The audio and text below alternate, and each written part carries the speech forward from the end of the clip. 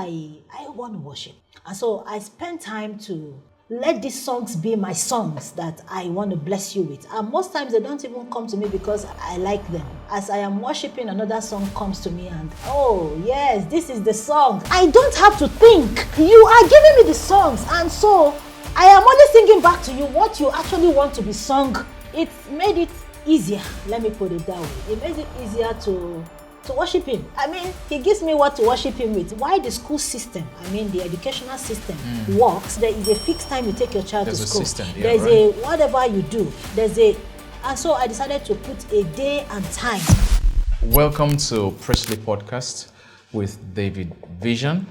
It is an altar of voices of men and women of faith where they share their journeys with God to strengthen our own journey with God.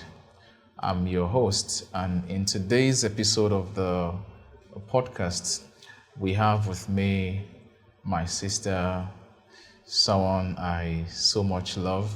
You know, my first experience of her, if I would say, is that she is a powerful worship leader. All right, if I'm going to describe her, if they just ask me, describe this person, I'll say power worship leader.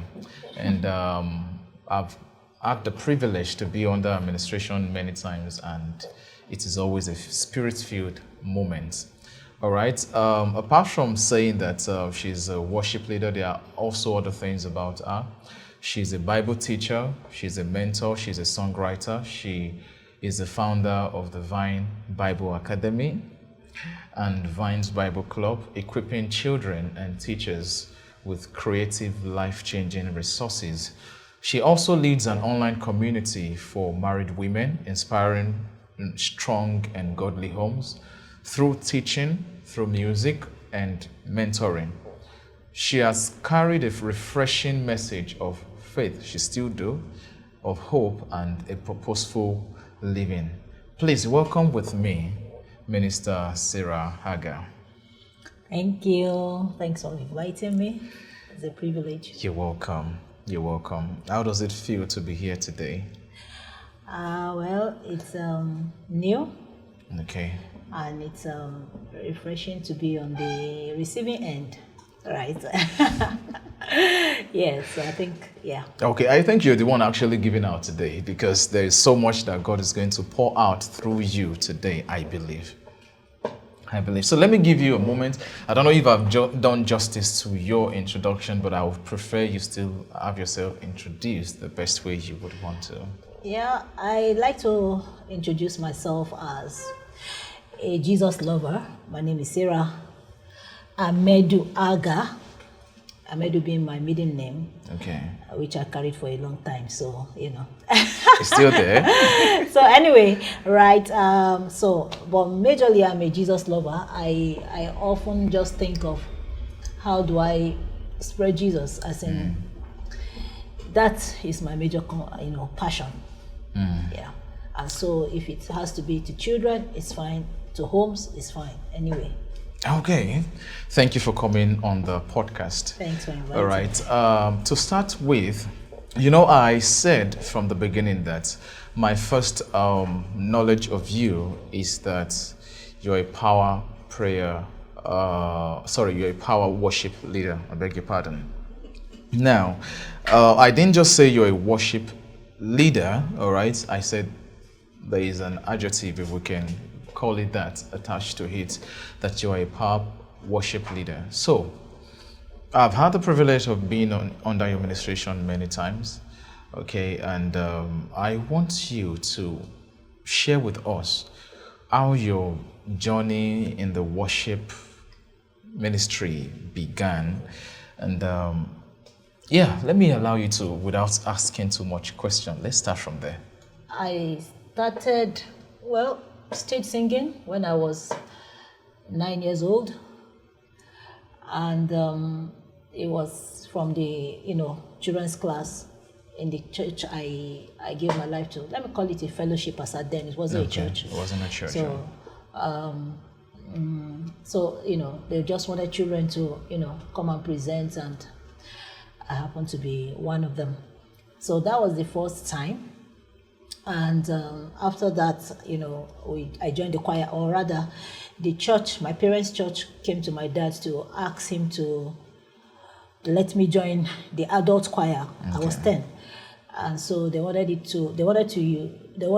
me to come and do a solo for them as a 10-year-old. Yeah. So and well, that was how the choir joining started. Okay. Yes, and so after that, opportunities came up to take praise worship. Okay, before then, in the church, we were not really doing praise worship, choir sings and everything. But eventually, praise worship evolved, and so praise worship came up, and so we started taking praise worship and everything. So, but my major journey started when there was a group in Sokoto. Then I grew up in Sokoto. Okay. Yeah, so that we used to have a monthly statewide fellowship. It's called Word Feast. So we have the choir. So they ask different people to come from different choirs to come and join. So from that place, we are picked to take praise worship, to take solos and everything. So that was the bigger platform that I had outside of my church. And so, when you are going to do something that is different from your comfort zone, you want to be intentional. Yeah. So you spend more time to say, I don't want to go and this thing. But that became a lifestyle. Okay. Yes, to say that it is not just because of this platform, because actually it's an outflow of what I do. And the secret place. Yes. So that's what I do in my secret place. So going out there is just to go do what I'm doing. But this time we are doing it with an audience, right? So, so majorly that is it. So, but about where I am now, I think generally in these same things that I say in my secret place when I'm doing my worship, a lot of times that is where it comes from. I am not really thinking, okay, which songs go with this one goes with that. That really is not my way. Yes, it's not really my way. My way is I'm worshiping, and then I just know this is where the Spirit is now. This is where I am now. As in, this thing took me somewhere. Right? Yeah, I was gonna ask you, because when your way of worship, okay, like you said, this is not your way. So if I'm gonna use that same word, okay, your way of worship is, would I say completely different, or I'll prefer to say that your way of worship comes with so much fire. All right, it comes with so much fire that sometimes I know that there's behind the scene. Or just like you mentioned now. So I would want you to talk more around that. What does worship personally mean to you? Because I want to believe that beyond what you come to do when you appear on the stage, the Bible says that out of the abundance of the heart, the mouth speak. So what you are on the stage, I believe that there is a behind the scene to it. Yes. Let me allow you to continue in that. Okay, so like I started to say and you said, it is a thing I do when I am worshiping, right? Let me not even say worshiping. When I just come before God, I actually just don't really have, let me not say I don't have a specific time, because I wake up in the morning and that's the first thing I do, right? Yes, but it is not about that time.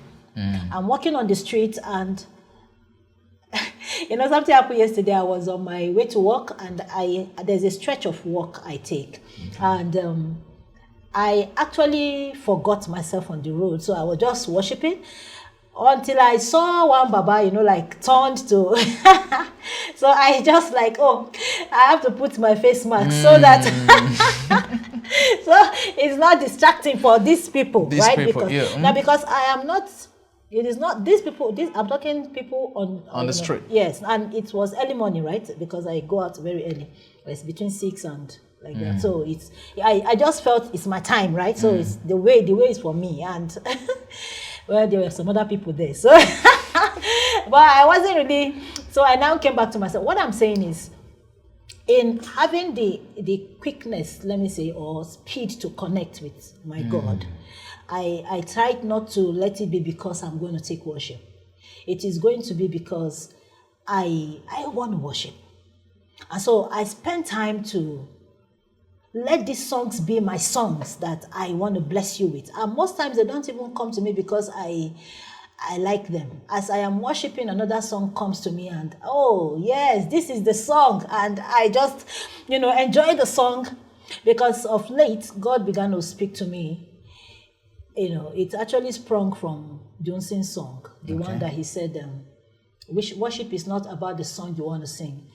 It's about God singing to you, and then you are singing it back to him. Receiving it and singing it to him, yeah. It's so beautiful that I don't have to think about the song. You are giving me the songs, and so I am only singing back to you what you actually want to be sung to you. You understand? So it's made it easier. Let me put it that way. It makes it easier to worship him. I mean, he gives me what to worship him with. So it's easier now. Let me worship you with what you want. So, and I think in my secret place, that is what I enjoy secretly. Yeah, I enjoy him singing over me, and then I sing it back to him. Yes. Wow, that's profound. It is profound. Getting to receive the song from him and singing it back to him. So, from what you've said now, what we see on the outward is a result of what is going on in the secret place. So your behind the scenes are usually your time out with God. Yes. So that is where the flow comes from. Yes. Okay. So how does one, now some questions are coming, all right, that I would want to ask, but now I'm looking at how to best approach the questions. Let us come from this side. What does it take to be a worshiper? I was going to say, what does it take to be a worship leader? But then, if we say, what does it take to be a worship leader? What about someone who is not leading worship? Yeah. So if I would allow you to shed more light now, what would you say? What does it take to be a worship leader? Sorry, to be a worshiper. I think it always stems from a desire to love God. Okay. As in, there has to be that love for God. Okay. Now, love for God is not a showmanship. And so, I want to worship you. I don't need an audience. I just want to. I don't need an audience. Yes, I just want to. When we got married, I think eventually my husband had to come and have to tell me to, step down, because I kind of just forget that somebody is sleeping. That's at night. And I feel on my own side I have done well, because I've gone to another room, right? Lock the door, close it very well. But that room couldn't contain your voice. So it will eventually. So I have to now learn how to worship and be considerate. Now, but where I'm going is that the desire is to just bask in His presence. In His presence. So what does it take? We mean, first of all, it will demand time. Okay. There are a lot of distractions. A lot of times, you want to concentrate on God, and some other things are inviting you, like your phones. And this world of social media. Exactly. And you just want to quickly check something. And you had just started getting to one place when you just remembered something you wanted to check. And you cut yourself short. Disconnect. And you have to start over. That is if you don't finally just end that session. So it's very challenging if you don't determine that I want to pursue this, especially when it has to do with your God pursuance, right? So for me, what I would say for someone who wants to worship God, be willing to spend time. It doesn't often, it's not every day. It's not every day that this my worship thing that I'm saying is as powerful as this that I'm saying. Some days I come and I feel as if I'm not really hitting it. But it doesn't stop me from saying, I'm going to do this. It's true. There are times I come and I am not, I am also distracted. I'm thinking things or feeling that there's something I didn't finish. There are things that come distracting me. And there are times I'm not, sometimes I'm not even distracted, but I just feel I'm not really getting something. But tomorrow I'm still there to come and continue this thing. Which means you're not following your feelings. Yes. So I would say, be willing to dedicate time to it. Love God enough to know that He matters. Okay. And I will lastly say, there's nothing we do that is not inspired by the Spirit of God. Okay. So you want to walk with the Spirit of God. Sometimes it's not really the songs. Sometimes it's not songs. Seriously. Sometimes it's not songs. I was going to ask you that Yes. is worship limited to songs? Yes. So it's not songs. I mostly just come and I just want to sit. Last week, I went to where I normally, whatever, and I just felt it's just to sit on the floor, not a carpeted floor, bare floor. This is where I want to sit. I just feel this is where I know I want to sit today with you. And I didn't sing a song. No songs, okay. Yes, I didn't sing a song. But we were there, we're talking, I was crying and all of that. I'm not crying tears of sorrow. Of course, I understand that. I'm not thinking any sorrow. It's just the weight of the presence. Yes. And it was such an awesome time. So even some of these songs, I don't get them in the singing. I get them as I am interacting and they just flow in. You understand? And I must say that you must surround yourself also with other worshipers. Now, my husband, like you were mentioning earlier, is not a worship leader. But my husband is a worshiper. A lot of times, that challenges me. As in, he can sit with one song. I'm talking he alone singing or playing for over 3 hours. Yes, he can stay with just one song. He plays, he sings it alone, singing it. He doesn't need any backup because, there's no backup. Yeah, right. I'm talking, he's singing this song, he's talking about it. I mean, this one just came up and it challenges me, being a worship leader, to be a worshiper because this man is not going to use it for anything. It's not going to. There's no audience. There's only audience of one. In fact, I am just the nuisance around. So it's good to worship, to be around other worshippers, to inspire you also. So you know that it is not about the stage. The stage is the least of the worship we can actually give. That only invites other people to come into our space. The stage is I want you to say that again. I say it's the least of what we can actually offer as a worshiper because it is just inviting other people to your space. But your space is actually your place with God. That is the real place that you are the worshiper. This other place, you are the worship leader.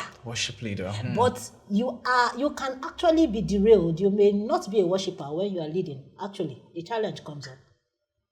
And I'm saying that because certain things are pulling at you. Instrumentalists are not getting this thing, or the backups are not getting the notes, or even you just made a mistake. And you feel disconnected. So sometimes you are just leading. So that can be challenging. Being a worship leader and being a worshiper, truly, are not the same thing. No, it's not. Yeah, right. It's not. It's not. I have been on stage and come down from that stage, and I'm sad because, right? I feel I didn't give your best. Yes, to it. Or I didn't give what I even felt God wanted. Yes. That's being subjected to the feelings? Yes, sometimes it's feelings. Sometimes it's because you are looking at, did people jump? So it can be distracting. True. Did people clap? Who responded? Who did not respond? I'm saying that's just to be on the honest side. So yeah, right. A lot of times you are now limited to what your eyes can see, which is different from being a worshiper. Seriously. Yes, it is. Now, you have people you're answering to. You also get feedbacks. It may not even be a good feedback. So, in other words, you are just a worship leader out there. You can remain there, except you choose to say, I really want to worship, whether this thing is, you understand? I do. Yeah, wow. This is great. So, It is. It is. Okay, now let me ask you. Following this, there had been times that you lead worship, and then you did not get the kind of response. Okay, those times perhaps you're subjected to your feelings. All right, that's people are not shouting, people are not jumping, people are not responding, giving the right response. So, how do you handle such situations? Yeah, those ones can be depressing times.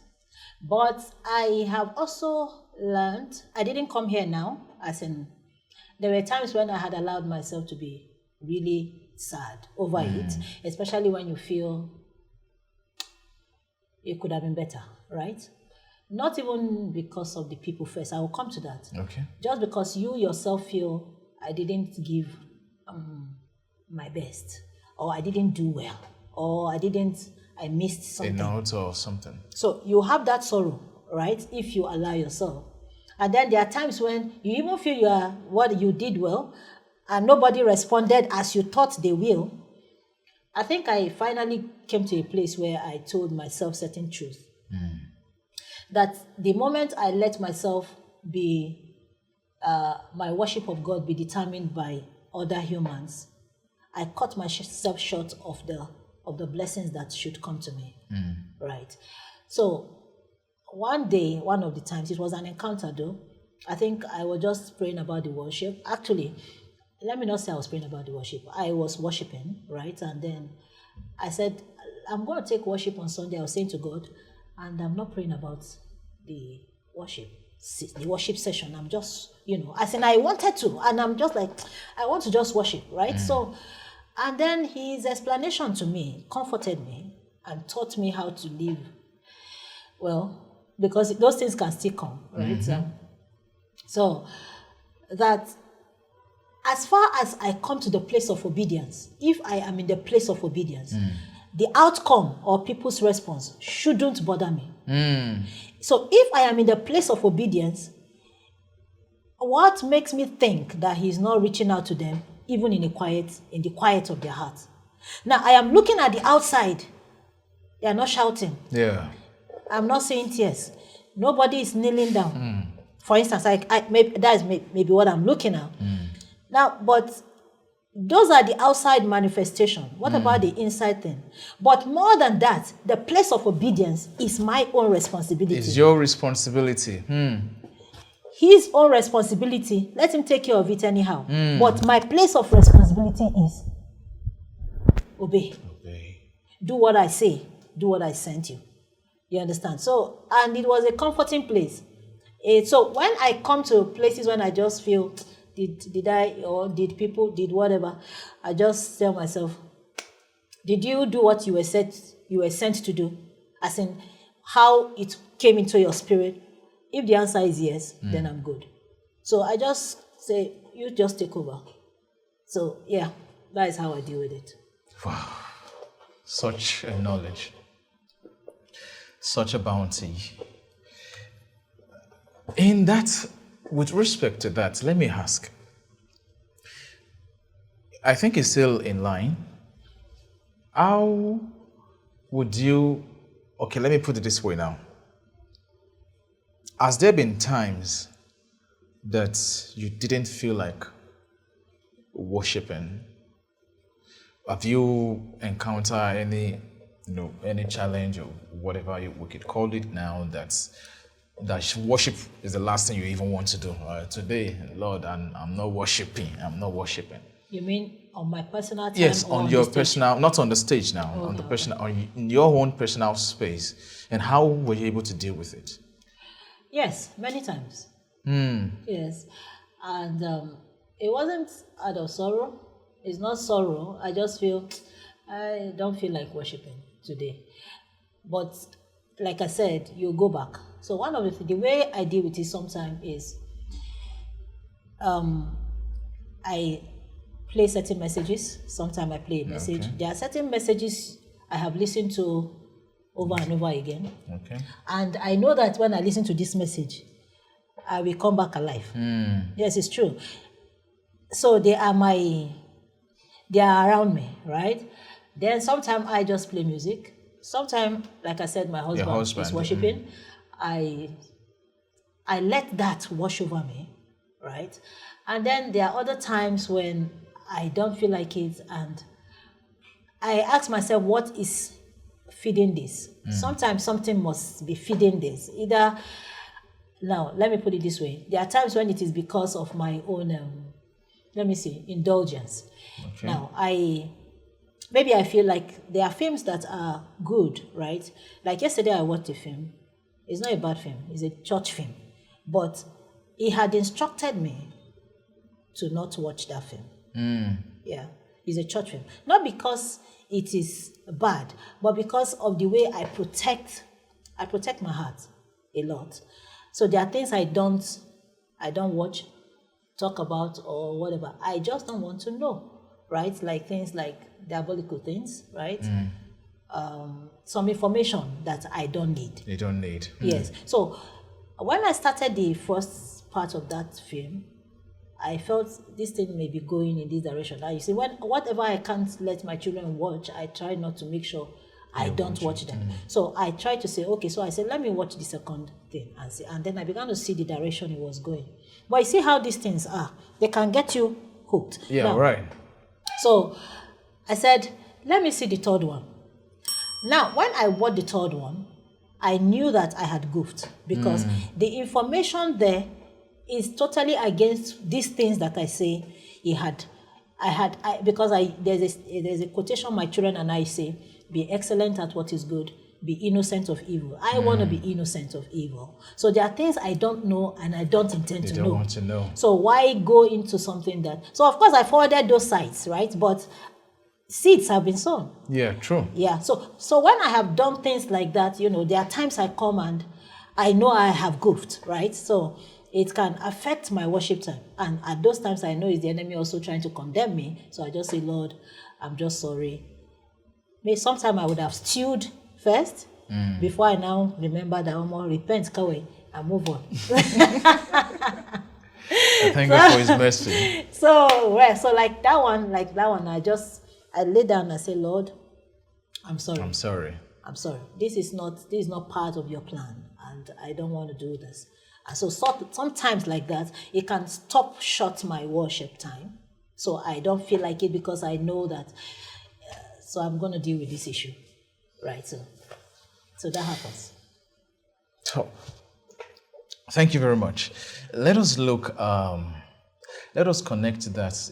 There's another aspect of your life, or that's because from the way that God has blessed you, your ministry is not limited to the worship ministry. God has also blessed you and helped you to have an academy, all right, and a Bible club for children. Can you share how that came to be? Yeah, like I said earlier, I got born again when I was 9, and it wasn't from my parents' church. It was a church, it was a fellowship opposite our house that I got invited to. I got saved, and that is a total departure from my parents' church listing. So I learned things there and came into certain knowledge. So from that experience, that place, I saw that there was a thing called CEM, Children Evangelism Ministry. And my dad doesn't allow me go to places. So he didn't allow me go to camp, but I could go to children things. So sometime in my maybe early 10s, I went to Ilorin for the CEM stuff. So I saw things that I felt these things could be brought home. So when I turned 17, I decided to join the children's church in my parents' church so I can teach the children. I wanted to do beyond the curriculum of the church. I wanted to impact them. So I started. And from there, I decided to start a Bible club in our house area. Okay. So children from our church living in the area started coming, and it was an explosive time. It was, because I can go back to the testimony, but that is not your question. So let me okay. So now when I got married and I started having children, I teach my children a lot, right? Before they started talking, I started doing a lot of Bible teaching, expecting. In fact, my son started by the time he was whatever months old, he was quoting Psalm 91, Psalm 23, all those things. He was doing all of that because I like to do that. So eventually we had some church members come to our area, and I found there are things they don't know. And I decided, why not extend it to them? Yes, they are in fact, at the point we started living in the compound. So I told them to start coming to my house. So I'll be teaching them. So we started doing that. Now, but then I didn't put in a structure. I didn't put a day. I just say, you can come. Maybe I'm just ready. So one day I saw that why the school system, the educational system works is because of intentionality. Yeah. It's because there is a fixed time you take your child to school. There's a system. Yeah, there's a whatever you do. And so I decided to put a day and time to eat. Okay. And so that started like 4 years ago. So I put a day and time and told children to come. I told parents around, some didn't come for a long time until they started seeing that it was consistent. That it was consistent. Okay. They now started coming. So that was how it started. And I bless God for how far He has brought us. But that was how it started. I decided I wanted to move beyond my children to reach into other children. And what's the significance of what you were doing? What's the significance in the lives of children and families? Yes. So, well, let me put it this way. The significance is that these children are exposed to Jesus' information. Let me put it that way. Early. Okay. Now, there's so much information other than Jesus everywhere. On the television, on the phones, in schools. Yeah. That is not part of the school system. A lot of schools don't even have a CRS teacher. True. And the CRS teacher doesn't have to be born again. Mm-hmm. You just need the curriculum. Just teach the theories. Yes. So it's really, and I feel, my what I want to bring up is a real life, hands-on relationship with Jesus. That is what I want for the children. So you are moved into knowing that your life actually consists in this one. This is your life. Yeah. So the aim. Get them born again early. 2, not just get born again, but live this life. 3, feed them the word until it saturates you. You know this word. So I do a lot of intentional Bible recitations just to feed your spirit. So when in your quiet moment when no one is there, when I am no longer there, when you have even left home, certain scriptures come into your heart just because you had hidden them somewhere in your heart. That is based on your word about hidden in my heart, that I may not sin against you. So I do a lot of Bible quotations. They do a lot of recitation. The aim is not only to impact the knowledge, which is good, but that it will reside somewhere in the hidden recess of their minds. So one day, you will hear it say to you, you hear a voice say, this is the way. Walk that. It doesn't always mean a loud audible voice. It means the word that is inside of you. Very true. So when that word comes to you, you can now make right choices. So the impact or the significance is to carry Jesus into these homes through the parents, through the children. So they can say, because I talk about these films and stuff, they can say, put off that TV. They can say, I won't watch this. Yes, all of that. So you can make your choices from all of the options before you. So. That's a catch them young system. Exactly. I think that what you're doing is very significant, okay? Because I remember that when I was very young as well, okay, I didn't come from a background of Christian, okay? I was born a Muslim. But it's not my story we are telling. Yes, okay, but my point is that after giving my life to Christ, or even before then, okay, my mom had become born again, if we can use that word, okay? And she has a way of exposing us to these things. There's a scripture that till now I'd never forgotten. And that's just one among many others. And that scripture alone, God has used it to speak with me many times. God have used that same scripture to speak to me a lot of time, even as an adult. Yeah. So I think that what God has entrusted to you is not just an assignment. All right? It's not just an assignment. And I thank God that you're not taking it lightly. Because if we're going to change the nations, if we're going to change the world, if we're going to cause our light to shine, we have to start from these children.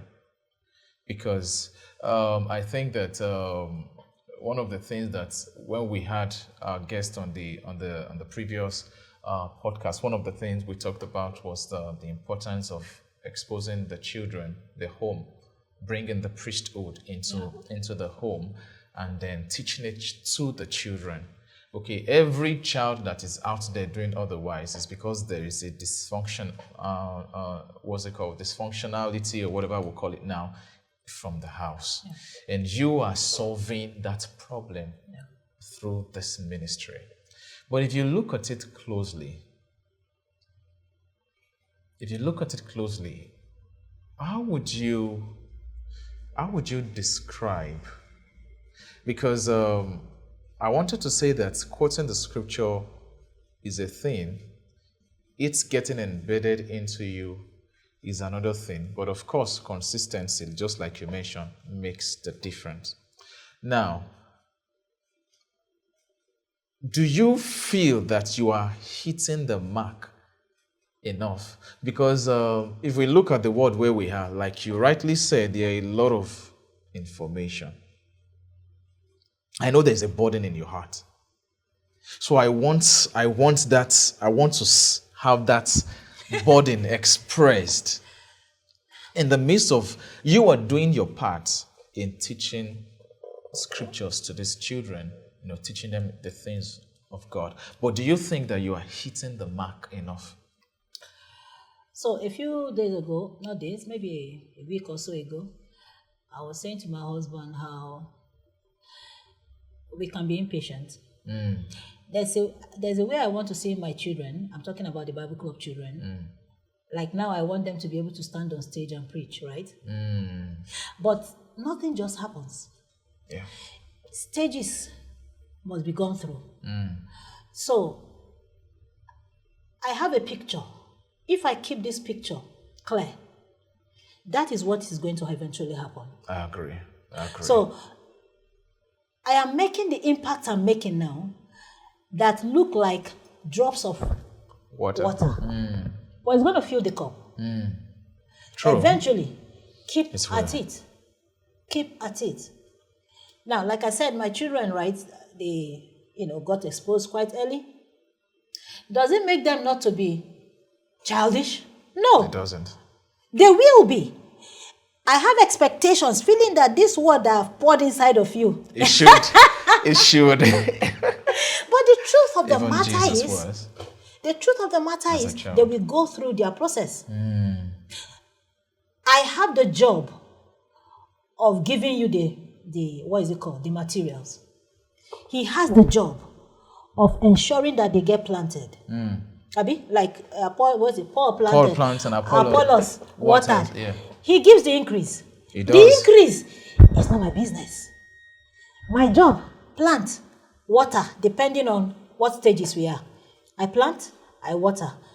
I know for a certainty that definitely, as what did he say about the garden, seeds that are planted in the garden, that as it causes those things to sprout, there's going to be a day of sprouting. Now, for testimonies, just to give at least that there's been a movement.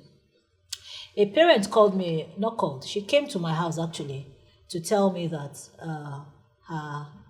she really she has said it many times. In fact, one time she sent me some money to just say thank you, the changes she has seen in her children. But just a few weeks ago, she didn't have a job.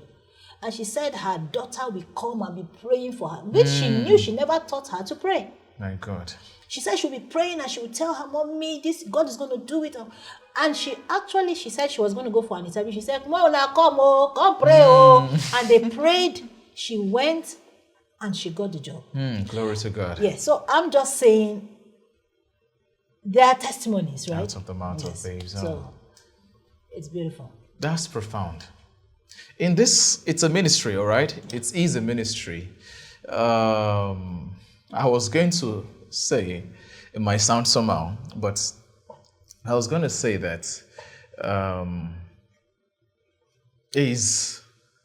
do you think finance has anything to do in this assignment? To be candid, since I didn't start thinking about finance, I usually don't like thinking it in that sense, right? Sometimes, because I don't think it's hard to come from my husband to say, why don't you do, I know he comes to blow up, because I just want to stay in my corner, right? Which, I do. So, I don't like to stay in my corner and just say whatever. So, which doesn't demand any finance, right? It's my corner. It is your corner. So, now, but let me put it this way, that because of some of the things my husband is saying, like now there's the class, we have over 30-something children coming on Fridays, and I'm the only teacher. 30-something students. Yes, and That's a it lot. has made the room stuffier. Our room is getting stuffy, and it's less effective to manage. Talking size-wise. I understand that, right? And so he began to say, I think we should take it out, right? I'm talking about thinking outside of me. For me, they will come, they will manage, they will go, right? But my husband is saying it can be better. I'm trying to say, bringing your question in. Yeah, right, I understand. And he was saying, why don't we look at even renting a place? Okay. Now, because there was a time I was telling him that the picture I have for the Bible Academy is such that during holidays, when children are on break, this becomes their academy. Okay. This is now the school system that we run. So we run the, what is it called? The session with the Bible club. So the school is on break, but you can continue this one, because I am only able to do it on Fridays because that is the shortest day in school. And so, but when we actually have a full 1 month to run it, I mean, how much can we get? We will get definitely much more right? Done. Right? Yes. So he was saying, maybe why don't we take it out, maybe rent a place, get that is strictly for this, and it could be used for other things, but at least so we know that it's more comfortable, right? And what's your response to that? Yes. Yeah, I don't easily throw away what they say, other people that see beyond me, right? I don't throw it away. It doesn't mean it's comfortable for me, but it's not also beyond what, I mean, I should look beyond. God thinks nations, which is one of the truth he told me. He does. Ask me of the nations. Yes, I'll he give thinks it to you. nations. Yeah. So he thinks nations. Why should I now limit because of my own kind of personality, now limit him to stay in my parlor? Okay. Right, yeah. So that had come up. And then, which this nations thing was actually what propelled the YouTube channel. I saw that I have something. Some children are out there who parents have actually met me one-on-one, severally, to say, what do I do with my children? And since I can't sit you down and tell you, I can give you what I do. So that was how I came up with the YouTube channel. Now, this content is supposed to help you. Either you play it for the child to watch, or if you decide not to play it, learn it and teach the child. So every week you have something you can teach your child, which is what I am teaching my child, or I have taught my child. So you don't need to come ask me. I have put it there for you to do, because it's intentionality. It is. Parenting is intentionality. It is something that will take your time and your commitment. So if you see the results in my children and you like it, it took time. And I'm not going to take your children off your hand to do it. Take the materials, use them. No, so where I'm going in all this, putting on the YouTube channel had exposed me to, people like you have told me, to improve. And so improving. There's always room for improvement, God is a God of excellence. Exactly. And as we do it, we keep on. Yes, in fact, I was saying to my better. husband, buttressing that point, that excellence is not actually a different spirit from the Spirit of God.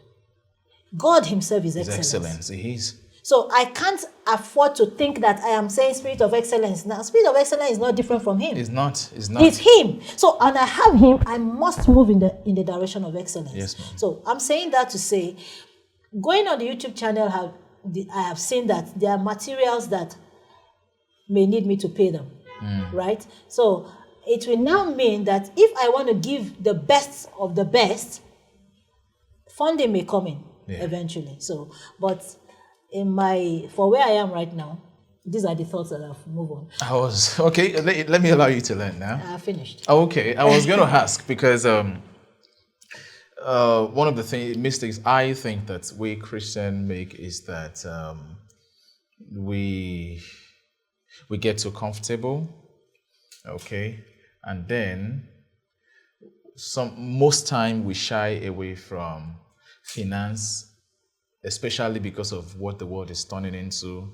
Once anybody starts hearing money, they think you are bowing to mammon, different things flying in the air right now. So I say that I asked that question to bring out all of this. We've not talked about this before. No. We're just talking about this now. So it's a conversation. To bring out all of these things, because what you were doing requires funding. So I was going to ask you that, how are you even funding this program? But it seems as though you've partially answered the question, because there is no major funding right now, but you are moving into a phase that I believe that require funding.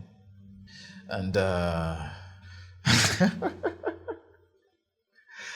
you open to what God is about to do? Yes. I remember telling you about the December program we had. Yeah. And when I went... There are some things we've talked about towards all this September already. Yes. And seriously, I was telling my husband that I should have taken a tape to record what you were saying, because I can't remember it. There are not things I would easily think. I wouldn't think about them, especially as it concerns funding. I wouldn't think about them at all. So he was like... He was saying about you that you blow up the thing. So I said that was what you did, and so forgive me, it's my way.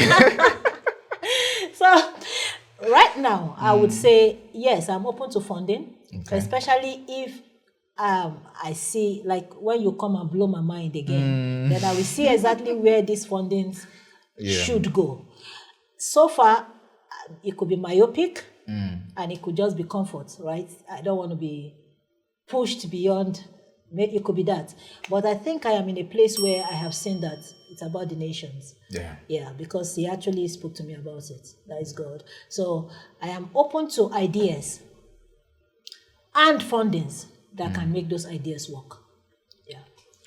Thank you very much. When God gives an idea, I believe that he funds it once we take the step. And I must say again that you are doing excellently well.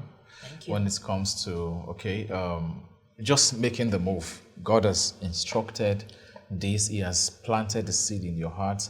Like I said, I believe you carry a burden for children, and you are providing that solution already as God will. So you have taken the first step. So, and thank God for your husband, who has brought to your attention that you need to come out of where you are. Having 30 children is a whole lot. And it also takes openness, because sometimes we can be so strict when it comes to the matters of funding. Angels will not bring money from. In fact, if you are going on the street and you find a bag of money and you carry it, there's a name they will call it, right? So what am I trying to say is that the funding does not fall from heaven. All right, like Pastor Wale will say, the money is somewhere. Is in somebody's pocket, right? So, but thank God that you are open to expansion right now, and I see that God is doing great things with you, and there is much more that is going to do. Thank God for the step that you also took with respect to the YouTube channel. All right, let's just keep at it, because also I have a burden for children. Okay. I have a burden for teenagers. All right, especially, and there are quite a number of people around me. It's just like God just like-minded people. God just planted us around one another. So what am I trying to say is that I understand what it means to have burden for these children. But making the move is, first of all, the first go-to.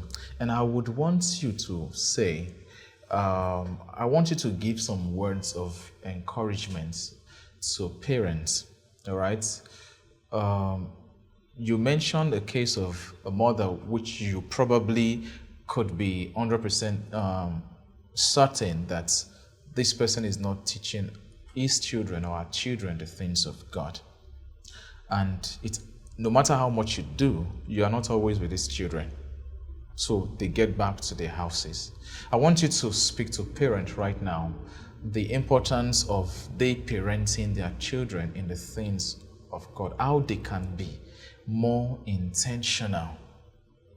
Because you said intentionality plays a lot of role. Everybody, we're in a busy world. Okay? I'm busy, you're busy, everybody is busy. So who's going to bring these children up? Our children should not just be used to the lifestyle of, oh, my mom wakes up or my dad wakes up in the morning, they've gone to work, they come back, and that's just all. Some parents don't even have prayer time with their children. Some parents cannot say that they, for once, sat with their children to teach them the scripture. So apart from saying it's a burden that has been in you from a very long time, that you are just acting out maybe about 4 or 5 years ago now, there must be a way for parents to, how can you throw this burden to help us with that. Okay, I always say, anyway, to my husband, that a child comes with a blank page, and the parents are given the opportunity to write, draw, prepare, do something on that canvas of that child's heart. And the choices we make put all of the individual designs on the hearts of that child. So when it comes to intentionality with parenting, first of all, you must yourself be intentional about growth. I'm talking growth in the things of God. Personal growth now, yes, okay. Because you have to have something to give. Now, like I said earlier, there are certain things I don't expose myself to. It actually means that I can't expose my children to. So yes, yeah. So long before we started having children, there were times when there are things we don't watch. Like for instance, we didn't have children, but when we start watching a film, for instance, and husbands and wives are quarreling, we turn it off. Now, why? Because you don't often know how much you absorb just by learning that act. Now, before we started turning it off, it was because it had played itself out. Because we just finished watching a number of series of, I don't want to call his name, but he's a Christian inclined film, man that many people know. But the series had this wife that is very troublesome. And in a home, you have two kinds of persons. One is tending towards this, one towards that. Okay. And so we had a disagreement. And because of having what explosive... The idea from that. It became bigger than it should have been. And we had to sit down. Where is this coming from? Where is this coming from? And we saw that it was because we had been using this word, fellowshipping. They will talk church. They will talk God and all those things. But we have been watching consistently quarrels. A wife that is a nag. A whatever that is a... And so it made our disagreement more corrosive than it should have been. Wow. And that was the end of it. We never watched it again. And we decided not to watch. When we watch things like this and we just see so and so, we turn it off. We watch things and they are violent, we turn it off. We don't watch those things. Now, when we now had children, definitely that is a carryover. That's true. You understand? They don't watch. In fact, we went to a house 3 years ago, a Muslim friend of my husband, and they were watching something in which they were killing. And my children were doing like this. They didn't know that. It was, and this was, they had age mates there, and those ones were just, it was okay. It was okay. It's something they've been exposed to. It happens. And I had to tell the man, please, sir, can you please change the channel or even turn it off? We can just gist. And so they went to have to go and bring Lego and whatever for my kids, and then we just gisted and turned off the thing. Now, why am I? Because I can't control what he watches. He's a Muslim, right? He has, and this is his house. But I can control what I permit myself or my children to be exposed to. I can control that. So I can say, let's gist. After all, we came to gist, actually, not watch, right? We came to gist with them. So we had to do that now. So when it comes to teaching the children, like I said, when I had children first, I started speaking the word to them. I actually take out the Bible as kids and read the scripture, as in I read it for you. Now, so we continue, almost every day I do that. I am saying almost because there are days I don't, but almost every day I do that. I read you the word, I continue, even while I'm pregnant, but let's talk about when they are physically here.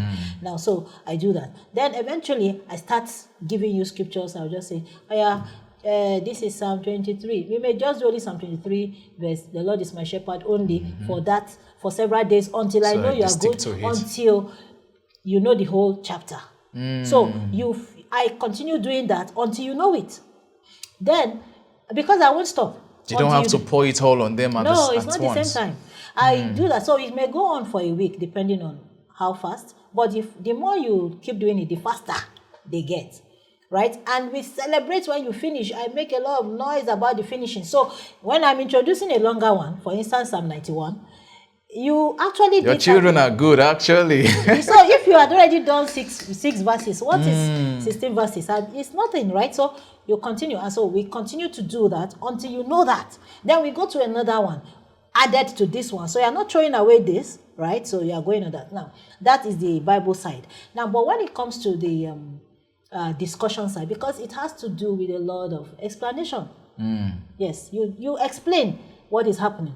I tell you why this is not allowed or this is allowed. I talk a lot. We talk a lot. I like to be involved with my children, right? I like to know what you are thinking. So I ask a lot of questions as they ask me too. So you asking me too, I have questions. So you too ask, and I try to pick your mind on what you think about so and so. Now, when we have our devotions also, you also explain what we just read, no matter how babyish it sounds. So you explain what we just read and say it. And there are days when you are the one in charge to, like now, that started this year, that you are the one in charge to explain, and then we can now, whatever. So that is part of what we do. But like I say to people who ask me, parenting is not a one thing you do. It is a lifestyle you live. Parenting is actually not a thing you are coming to say, okay, this is what I'm doing. It's actually a lifestyle. So how are you living this life? All right, now we have a television in the house, but for the last 3 years, we have not turned it on. Wow. Yes, in fact, let me say like 4 years now, we have not turned it on. Now, reason being that I decided, and then told my husband, I know the content I want to play.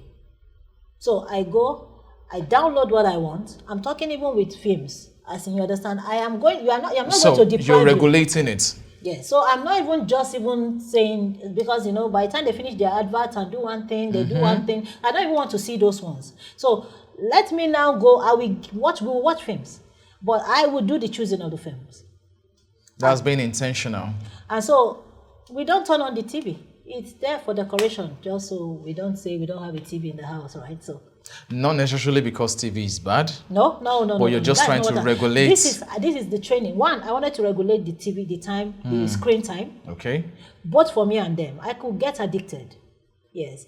And for them too. I find the moment there is the opportunity to watch this, that is your go-to. You just go and turn it on. But if it is not there, your mind expands. You think up other plays. Yeah. You learn to, in fact, like I said to them, become more creative. I said, if you are watching this, you will not play with your sister. And if you don't play with your sister, you don't learn responsibility. Responsibility is being concerned, being That's able to communicate true. with the other person. Now, if me and my husband are watching the television, yes, we pause it and we decide to gist. The truth is, several hours have gone, we have not talked. That's true. So, if the TV is not there, bros, we will talk, me and you, because we are in the house together. Yes. It's even so bad these days because everybody is busy with phones. You are even on the, what's it called, in the room together or in your Exactly. sitting room together. Even The children lying are on the bed watching. There's together. even lying on the, you are in a different world. Your spouse is in a different world. The children are in a different Exactly. world. I think that is So, actually. which, if so, now when we have, what is that thing? Projector. Yeah, projector. So I download it on the laptop, we project it on the wall. So we are watching a cinema-sized whatever. But we are I all agree. together watching it at this time because we choose to. We have days. So we watch it. Friday, Saturday, we watch. Okay. Yeah, so we watch something and then we discuss it. And we know that we are together in this one. Not that every single time you are this, I can't talk to you because you are that, you are on this, so and so. No. So when now I have to be on the phone sometime because of these things I'm doing. You're doing, yeah. So I will have to tell my children, I'm working now. You understand? So it's not because I'm just on the phone. I am working. And if I'm reading, because I'm in a group that we read books, if I'm reading my chapter, I tell you I'm reading my chapter. So get your own book because that's another thing. I try to make sure they have something they are doing. So we have and I decided that it wasn't going to be storybooks. Children are for storybooks or whatever. And I realized that we limit part of the challenges I had growing up with, let me call it an addiction. I was addicted to novels a lot. Is because the story is catchier. So I have other Christian books. Oh, I hardly finished them because, now, it doesn't have story. Now, and I didn't want my children to learn that. So it took me to join groups where we are forced to finish these other, intentional books where you have to read something and finish it and report that you have read it. So I had to join those groups. So I also moved it to my children. So they will read a book, they have a book, they write what they learn in that book. You read a chapter a day. Of this, we are not talking storybook. It's not storybook. Right. Real, whatever. What I don't know whether they understand what it fully means, but I am building a culture. Yeah. A culture of saying, put down what you read, one, and then pay attention to the reading for you to be putting it down. So because you can easily tell me, I finished it, I've read my own, which is what they do. But if you have to write it, and I will check it, you have to pay at least one sentence. So anyway, That's a lot of intentionality, actually. It is a lot of intentionality, and you have demonstrated different ways parents can be more intentional and more involved with their children. Okay, you have mentioned that it starts with ourselves, okay? It starts with the personal lifestyle, all right?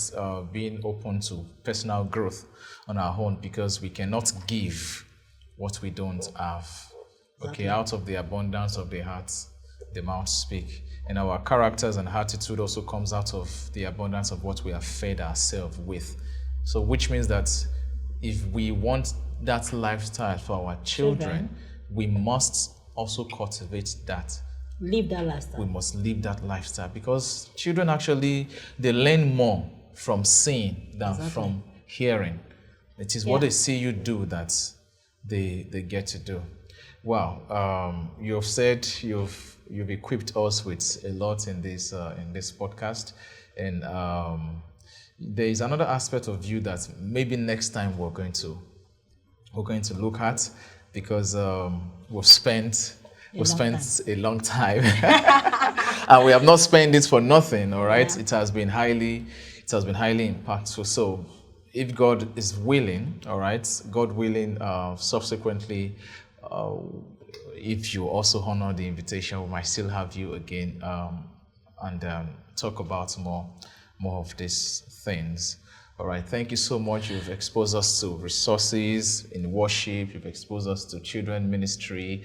Let me allow you to give any closing remark or final words before we go to the next thing on the agenda? Yeah, I would just say that I want to encourage everyone to be strong in the love of God for them. Be strong in the love of God for you.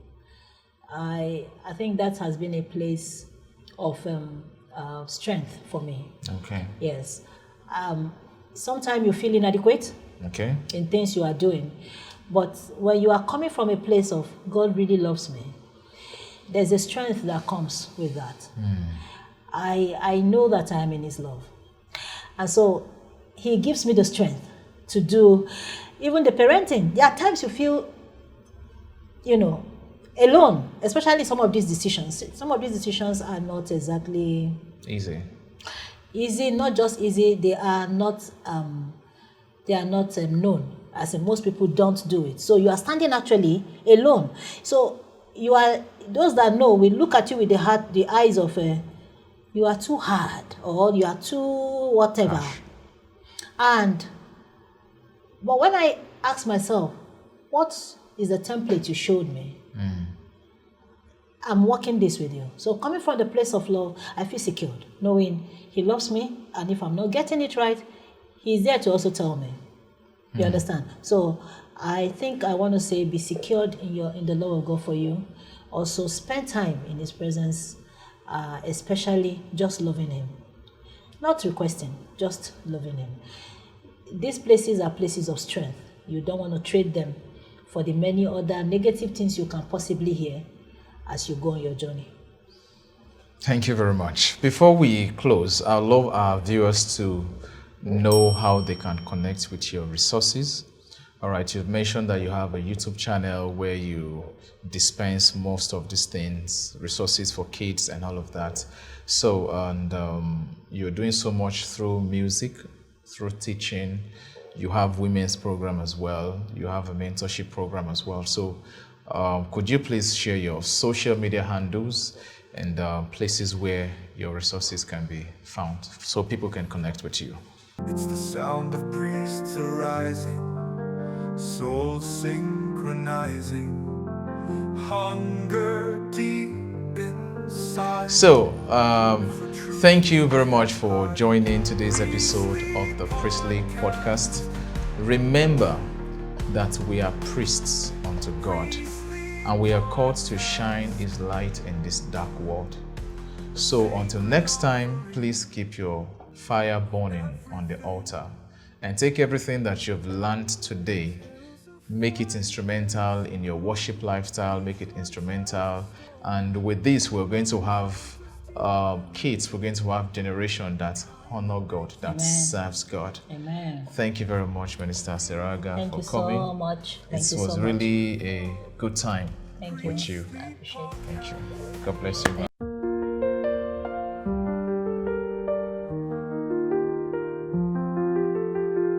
Do you hear that sound echoing softly around?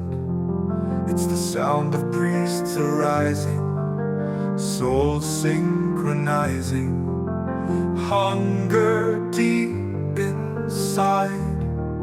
For truth we can't hide. Priestly Podcast.